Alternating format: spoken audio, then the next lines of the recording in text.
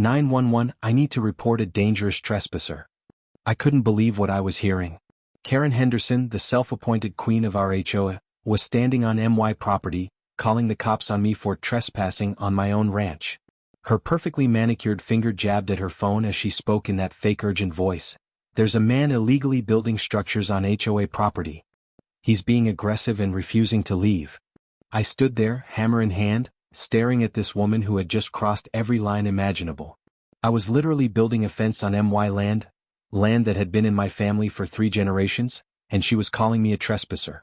Ma'am, can you confirm the address? The dispatcher asked through her speakerphone. 1247 Canyon Ridge Road, Karen said confidently. He's destroyed our community entrance sign and is putting up unauthorized fencing. That's when I lost it.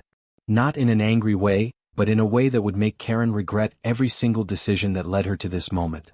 Have you ever had someone so completely misjudge who they were dealing with that you almost felt sorry for them? Drop your story in the comments. What happened next turned a simple property dispute into the most satisfying example of instant karma I've ever witnessed. Let me back up and explain how we got here. My name is Marcus Thompson, and 3 months ago, I inherited Sunset Ridge Ranch from my grandfather, 25 acres of prime Texas hill country that had been our family's sanctuary since 1952. I just retired from the military after 20 years as a logistics coordinator, and the ranch was supposed to be my peaceful retreat. The property was everything I'd dreamed of during my deployments overseas. Rolling hills, a small creek running through the eastern pasture, and enough space to finally get the horses I'd always wanted. The nearest neighbor was about half a mile south, a fancy development called Willowbrook Estates that had sprung up in the last 5 years. When I first moved in, I spent my days clearing brush, repairing the old barn, and planning improvements. The work was therapeutic after decades of military precision and bureaucracy. I was finally home. That peace lasted exactly 2 weeks. It was a Tuesday morning when Karen Henderson first appeared in my life like a perfectly dressed tornado. I was replacing rotted fence posts along my southern property line when a pristine white Escalade came roaring up my gravel driveway, kicking up a dust cloud that seemed to personally offend its paint job. Out stepped a woman in her early 50s wearing what looked like a golf outfit that costs more than most people's monthly rent. Her blonde hair was styled in that aggressive, "let me speak to your manager" cut, and she wore enough jewelry to stock a small store. "Excuse me," she called out, marching across my yard like she owned it. "I'm Karen Henderson, president of the Willowbrook Estates Homeowners Association. We need to discuss your property immediately." I set down my post-hole digger and walked over, trying to be neighborly. "Marcus Thompson. Nice to meet you. What can I help you with?" She ignored my extended hand and pulled out a folder thick with papers. "This ranch is in violation of several community standards. That fence you're building doesn't meet our specifications, your grass is too long, and that old barn is an eyesore that's affecting our property values." I blinked. "Ma'am, I think there's been a mistake. This ranch isn't part of your HOA.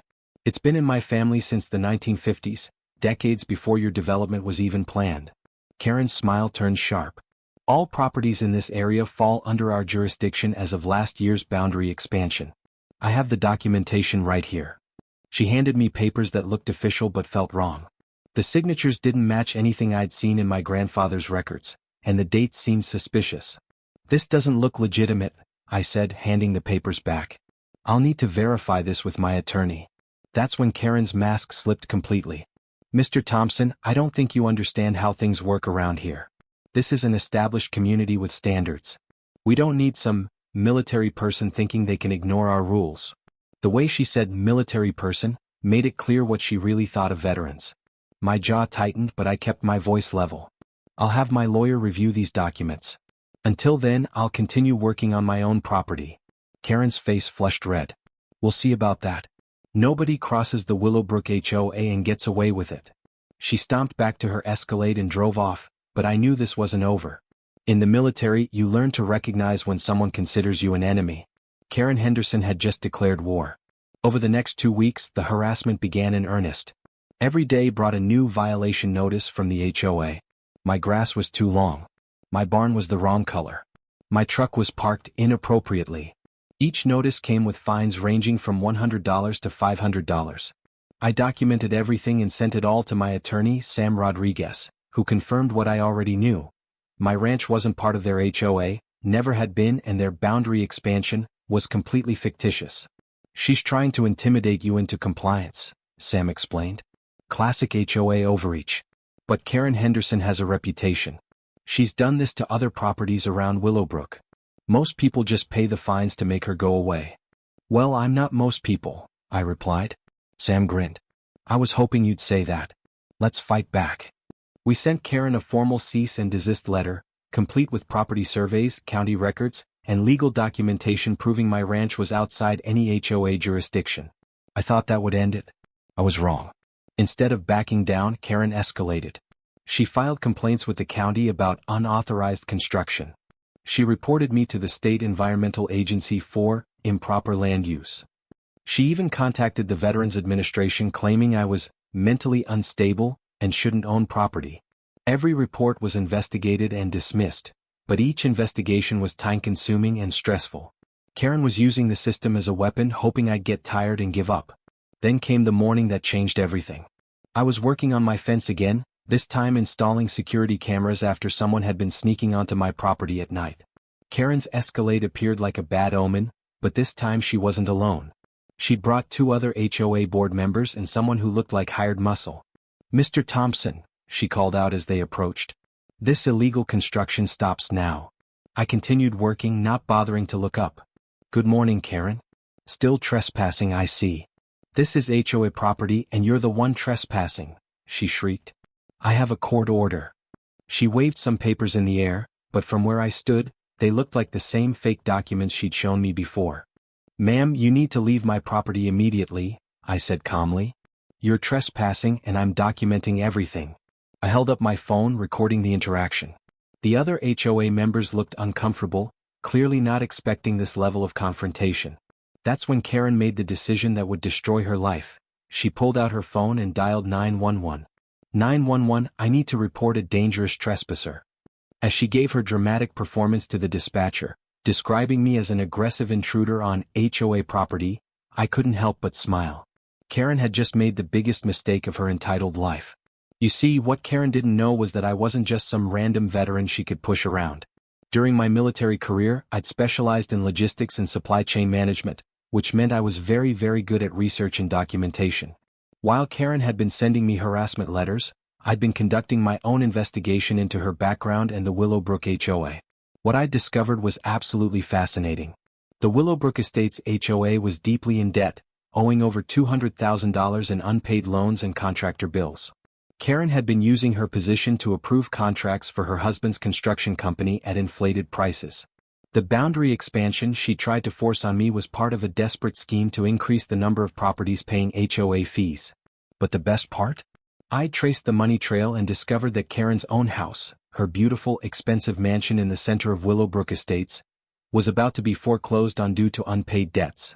I'd been waiting for the right moment to use this information. Karen calling the cops on me while standing on my property seemed like perfect timing.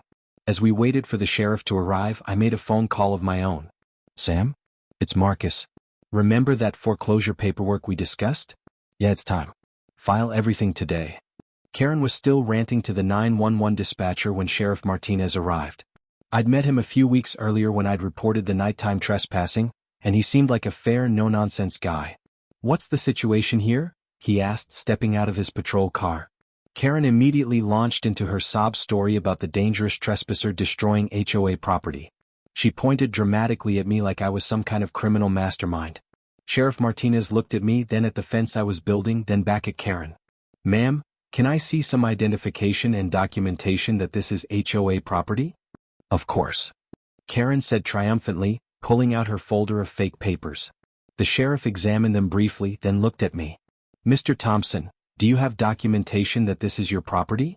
I handed him my deed, county records, and the survey that clearly showed my property boundaries. The sheriff compared the documents, walking to the property line markers that were clearly visible. Ma'am, he said to Karen, these appear to be your property boundaries here. He pointed to the actual edge of Willowbrook Estates, which was a good 50 yards away from where we stood. Mr. Thompson's property begins here and extends in that direction. Karen's face went white. That can't be right. I have official HOA expansion documents. Sheriff Martinez examined her papers more closely. Ma'am, these documents appear to be questionable. The notary stamp is from someone whose commission expired 3 years ago, and the county seal looks like a photocopy. That's when Karen made her second huge mistake of the day. "I don't care what those fake documents say," she screamed. "This man is trespassing on our community property, and I demand you arrest him." Sheriff Martinez's expression hardened. "Ma'am, filing a false police report is a criminal offense. You called 911 claiming Mr. Thompson was trespassing on your property, but the evidence clearly shows you're trespassing on his property. You've also presented what appear to be falsified documents." Karen's entitled world was crumbling in real time. "You can't arrest me. I'm the HOA president. I know the mayor." "Ma'am, please place your hands behind your back." As Sheriff Martinez handcuffed Karen Henderson, her face went through a fascinating range of expressions: confusion, disbelief, rage, and finally, panic. "This is a mistake," she kept saying. "I'm a respected member of this community.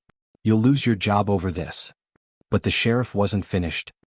He turned to the other HOA members who had been watching this unfold in stunned silence. "Did any of you know these documents were falsified?" he asked. Both of them immediately distanced themselves from Karen. "We just do what she tells us," one admitted. "We never saw the actual paperwork." As Karen was loaded into the patrol car, still shrieking about lawsuits and connections, my phone rang. It was Sam Rodriguez. "Marcus, I've got great news. The foreclosure on Karen Henderson's house was just approved. She's got 30 days to vacate." I couldn't help but smile as I watched the patrol car drive away. "Sam, I think she's going to have bigger problems than foreclosure."